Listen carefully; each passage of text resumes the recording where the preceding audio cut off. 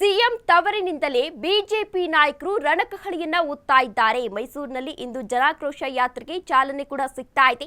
ಮೈಸೂರನ್ನೇ ಆಯ್ಕೆ ಮಾಡಿಕೊಂಡಿದ್ದೇಕೆ ಬಿಜೆಪಿ ಎನ್ನುವ ಪ್ರಶ್ನೆ ಎದುರಾಗ್ತಾ ಇದೆ. ಸಿಎಂ ತವರಿನಿಂದಲೇ ಬಿಜೆಪಿ ನಾಯಕರು ರಣಕಹಳಿಯನ್ನ ಒತ್ತಾ ಇದ್ದಾರೆ. ಮೈಸೂರಲ್ಲಿ ಇಂದು ಜನಾಕ್ರೋಶ ಯಾತ್ರೆಗೆ ಚಾಲನೆಯನ್ನ ನೀಡಲಿದ್ದಾರೆ. ಮೈಸೂರನ್ನೇ ಆಯ್ಕೆ ಮಾಡಿಕೊಂಡಿದ್ದಾಕೆ ಬಿಜೆಪಿ ನಾಯಕರು ಎನ್ನುವ ಪ್ರಶ್ನೆ ಕೂಡ ಇದೇ ಸಂದರ್ಭದಲ್ಲಿ ಎದುರಾಗ್ತಾ ಇದೆ. ಹಳೆ ಮೈಸೂರು ಟಾರ್ಗೆಟ್ ಮಾಡಿ ರಣತಂತ್ರ ರೂಪಿಸ್ತಾ ಇದ್ದಾರಾ? ಮುಂದಿನ ಚುನಾವಣೆ ಮೇಲೆ ಕಣ್ಣಿಟ್ರ ವಿಜಯೇಂದ್ರ ಅವರು ಎನ್ನುವ ಪ್ರಶ್ನೆ ಕೂಡ ಇದೇ ಸಂದರ್ಭದಲ್ಲಿ ಎದುರಾಗ್ತಾ ಇದೆ. ವರ್ಣದಿಂದಲೇ ಸ್ಪರ್ಧಿಸಬೇಕಿತ್ತು, ಕಾರಣಾಂತರಗಳಿಂದ ಸ್ಪರ್ಧೆಯನ್ನ ಮಾಡಿರಲಿಲ್ಲ ವಿಜಯೇಂದ್ರ. ಅದೇ ವಿಚಾರವನ್ನ ಮುಂದಿಟ್ಕೊಂಡು ಮೈಸೂರಿನಲ್ಲೇ ಈ ಹೋರಾಟವನ್ನ ಮುಂದುವರಿಸ್ತಾ ಇದ್ದಾರಾ? ಅಲ್ಲಿ ಜನರನ್ನ ಸೆಳೆಯುವ ತಂತ್ರವನ್ನ ರೂಪಿಸ್ತಾ ಇದ್ದಾರಾ ವಿಜಯೇಂದ್ರ ಅವರು ಎನ್ನುವ ಪ್ರಶ್ನೆ ಕೂಡ ಇದೇ ಸಂದರ್ಭದಲ್ಲಿ ಎದುರಾಗ್ತಾ ಇದೆ. ಏನು ಕಾಂಗ್ರೆಸ್ ಸರ್ಕಾರದ ವಿರುದ್ಧ ಈಗಾಗಲೇ ಪ್ರತಿಭಟನೆಯನ್ನು ನಡೆಸ್ತಾ ಇದ್ದಾರೆ. ರಾಜ್ಯಾಧ್ಯಕ್ಷರಾದ ಮೇಲೆ ಮೈಸೂರು ಚಲೋವನ್ನ ಕೂಡ ಮಾಡಿದ್ರು ಬಿವೈ ವಿಜಯೇಂದ್ರ ಅವರು. ಮೂಡಾ ಕೇಸ್ನಲ್ಲಿ ಸಿಎಂ ರಾಜೀನಾಮೆಗೆ ಒತ್ತಾಯಿಸಿ ಯಾತ್ರೆಯನ್ನ ಕೂಡ ಮಾಡಲಾಗಿತ್ತು. ಇದೀಗ ಸರ್ಕಾರದ ವೈಫಲ್ಯಗಳ ವಿರುದ್ಧ ಜನಾಕ್ರೋಶ ಯಾತ್ರೆಯನ್ನ ಕೂಡ ಕೈಗೊಂಡಿದ್ದಾರೆ. ಬಿವೈ ವಿಜಯೇಂದ್ರ ಪದೇ ಪದೇ ಮೈಸೂರು ಆಯ್ಕೆ ಮಾಡ್ಕೊಳ್ತಿರೋದು ಯಾಕೆ ಎನ್ನುವ ಪ್ರಶ್ನೆ ಇದೇ ಸಂದರ್ಭದಲ್ಲಿ ಎದುರಾಗ್ತಾ ಇದೆ. ಮುಂದಿನ ಎಲೆಕ್ಷನ್ಗೆ ಹಳೆ ಮೈಸೂರು ಭಾಗದಿಂದ ಸ್ಪರ್ಧೆ ಏನಾದ್ರೂ ಮಾಡ್ತಾರಾ? ಈಗಾಗಲೇ ಸಂಘಟನೆ ಮಾಡಿದ್ರೆ ಅನುಕೂಲ ಆಗುವ ಲೆಕ್ಕಾಚಾರ ಏನಾದ್ರೂ ಇದೆಯಾ ಎನ್ನುವ ಪ್ರಶ್ನೆ ಕೂಡ ಇದೇ ಸಂದರ್ಭದಲ್ಲಿ ಎದುರಾಗ್ತಾ ಇದೆ. ಈ ಹಿಂದೆಯೂ ಕೂಡ ಏನು ಬಿವೈ ವಿಜಯೇಂದ್ರ ಅವರು ಬಿಜೆಪಿ ಸರ್ಕಾರದಿಂದ ಏನು ಮೂಡಾ ಹಗರಣಕ್ಕೆ ಸಂಬಂಧಪಟ್ಟಂತೆ ಈಗಾಗಲೇ ಸಾಕಷ್ಟು ವಾಗ್ದಾಳಿಯನ್ನ ಕೂಡ ನಡೆಸಿದ್ರು. ಅದೇ ವಿಚಾರಕ್ಕೆ ಸಂಬಂಧಪಟ್ಟಂತೆ ಬೆಂಗಳೂರಿನಿಂದ ಮೈಸೂರಿನವರೆಗೂ ಕೂಡ ಈಗಾಗಲೇ ಹೋರಾಟವನ್ನು ನಡೆಸಲಾಗಿತ್ತು. ಇದೀಗ ಮತ್ತೆ ಮೈಸೂರಿನಿಂದ ಚಲೋವನ್ನ ಆರಂಭ ಮಾಡ್ತಾ ಇದ್ದಾರೆ. ಇದೀಗ ಸಾಕಷ್ಟು ಪ್ರಶ್ನೆಗಳು ಕೂಡ ಇದೇ ಸಂದರ್ಭದಲ್ಲಿ ಎದುರಾಗ್ತಾ ಇರುವಂತದ್ದು. ಇದೇ ವಿಚಾರಕ್ಕೆ ಸಂಬಂಧಪಟ್ಟಂತೆ ಹೆಚ್ಚಿನ ಡೀಟೇಲ್ಸ್ ಅನ್ನ ನೀಡಲಿದ್ದಾರೆ ನಮ್ಮ ಪ್ರತಿನಿಧಿ ಹನುಮಂತ್. ಹನುಮಂತ್, ಇದೀಗ ಬಿಜೆಪಿ ನಾಯಕರು ಇವತ್ತಿನಿಂದ ಹೋರಾಟವನ್ನ ಕೂಡ ನಡೆಸ್ತಾ ಇದ್ದಾರೆ. ಈ ಕುರಿತು ಹೆಚ್ಚಿನ ಡೀಟೇಲ್ಸ್ ನೀಡೋದಾದ್ರೆ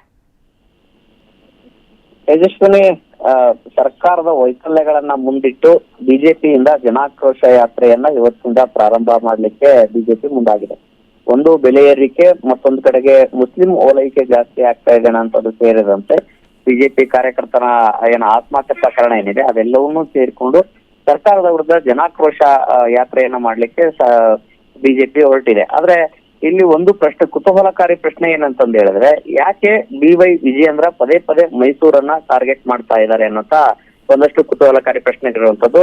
ಸಹಜವಾಗಿಯೇ ಸಿಎಂ ತವರು ಜಿಲ್ಲೆ ಅನ್ನೋ ಕಾರಣಕ್ಕಾಗಿ ಅಲ್ಲಿಂದ ಎಲ್ಲವರು ಪ್ರಾರಂಭ ಮಾಡ್ತಾ ಇದ್ದಾರೆ ಅನ್ನುವಂತ ಚರ್ಚೆಗಳು ಜೋರಾಗಿ ನಡೀತಾ ಇದಾವೆ. ಯಾಕಂತಂದ ಹೇಳಿದ್ರೆ ಮೂಡಾ ಪ್ರಕರಣದಲ್ಲಿ ಮೈಸೂರು ಚಲೋ ಪಾದಯಾತ್ರೆಯನ್ನ ಮಾಡಿದ್ರು. ಅದಾದ ನಂತರದಲ್ಲಿ ಈ ಹೋರಾಟವು ಕೂಡ ಮೈಸೂರಿನಿಂದ ಶುರು ಮಾಡ್ತಾ ಇದ್ದಾರೆ. ಆದ್ರೆ ನಿಜಕ್ಕೂ ಕೂಡ ಬಿಜೆಪಿ ಒಳಗಡೆನೆ ಒಂದಷ್ಟು ಚರ್ಚೆಗಳು ಜೋರಾಗಿ ನಡೀತಾ ಇರುವಂತದ್ದು ಏನಂತಂದು ಹೇಳಿದ್ರೆ, ಹಳೆ ಮೈಸೂರು ಭಾಗದಲ್ಲಿ ಜೆಡಿಎಸ್ ನ ಪ್ರಾಬಲ್ಯ ಇರುವಂತಹ ಕ್ಷೇತ್ರಗಳಲ್ಲಿ ಬಿಜೆಪಿ ತನ್ನ ಸಾಮರ್ಥ್ಯವನ್ನ ಹೆಚ್ಚಿಸ್ಕೊಳ್ಬೇಕು ಅನ್ನೋಂತ ಲೆಕ್ಕಾಚಾರದಲ್ಲಿ ಇರುವಂತಹ ಬಿವೈ ವಿಜಯೇಂದ್ರ ಪದೇ ಪದೇ ಹಳೆ ಮೈಸೂರು ಭಾಗದಲ್ಲಿ ಹೆಚ್ಚೆಚ್ಚಿನ ಆದ್ಯತೆಯ ಮೇರೆಗೆ ಕಾರ್ಯಕ್ರಮಗಳನ್ನ ರೂಪಿಸ್ಲಿಕ್ಕೆ ಮುಂದಾಗ್ತಾ ಇರುವಂತದ್ದು ಮುಂಬರುವಂತ ದಿನಗಳಲ್ಲಿ. ಯಾಕಂದ್ರೆ ಉತ್ತರ ಕರ್ನಾಟಕದ ಭಾಗದಲ್ಲಿ ಲಿಂಗಾಯತ ಸಮುದಾಯ ಬೆನ್ನಿಗೆ ನಿಲ್ಲಬಹುದು. ದಕ್ಷಿಣ ಕರ್ನಾಟಕ ಹಳೆ ಮೈಸೂರು ಭಾಗದಲ್ಲಿ ಜೆಡಿಎಸ್ ಪ್ರಾಬಲ್ಯವನ್ನು ಮುರಿದು ಬಿಜೆಪಿ ತಮ್ಮ ಸಾಮರ್ಥ್ಯವನ್ನು ಹೆಚ್ಚಿಸ್ಕೊಂಡ್ರೆ ಮುಂದಿನ ದಿನಗಳಲ್ಲಿ ಅದು ಬಿಜೆಪಿಗೆ ಒಂದು ರೀತಿಯ ಲಾಭ ಅನ್ನುವಂತ ಲೆಕ್ಕಾಚಾರದಲ್ಲಿ ಪದೇ ಪದೇ ಈ ರೀತಿಯ ಒಂದಷ್ಟು ಪ್ರೋಗ್ರಾಮ್ಗಳನ್ನ ಮಾಡ್ಕೊಳ್ಳುವಂಥದ್ದು. ಮತ್ತೆ ಬಿವೈ ಅವರ ಆಪ್ತ ವಲಯದಲ್ಲೂ ಕೂಡ ಒಂದಷ್ಟು ಚರ್ಚೆಗಳಾಗ್ತಾ ಇರುವಂತದ್ದು ಹೇಳಿದ್ರೆ, ಮುಂದಿನ ಚುನಾವಣೆಯೂ ಕೂಡ ಆ ಭಾಗದ ಒಂದು ಕ್ಷೇತ್ರದಲ್ಲಿ ಸ್ಪರ್ಧೆ ಮಾಡಬಹುದು ಅನ್ನುವಂತ ಒಂದಷ್ಟು ಚರ್ಚೆಗಳು ಜೋರಾಗಿ ನಡೀತಾ ಇದೆ. ಒಟ್ಟಾರೆಯಾಗಿ ಹಳೆ ಮೈಸೂರು ಭಾಗದಲ್ಲಿ ಜೆಡಿಎಸ್ ಜೊತೆಗೆ ಏನ್ ಮೈತ್ರಿ ಏನಿದೆ ಆ ಮೈತ್ರಿಯ ಗೊಂದಲಗಳ ನಡುವೆ ಕೂಡ ಮುಂಬರುವಂತಹ ಒಂದಷ್ಟು ರಾಜಕೀಯ ತಲ್ಲಣಗಳೇನಾದ್ರೂ ಸೃಷ್ಟಿ ಆದ್ರೆ ತನ್ನದೇ ಆದಂತಹ ಸಾಮರ್ಥ್ಯ ಇರಬೇಕು ಅನ್ನೋಂತ ಲೆಕ್ಕಾಚಾರದಲ್ಲಿ ಬಿಜೆಪಿ ಇದ್ದಂತೆ ಕಾಣಿಸುತ್ತೆ.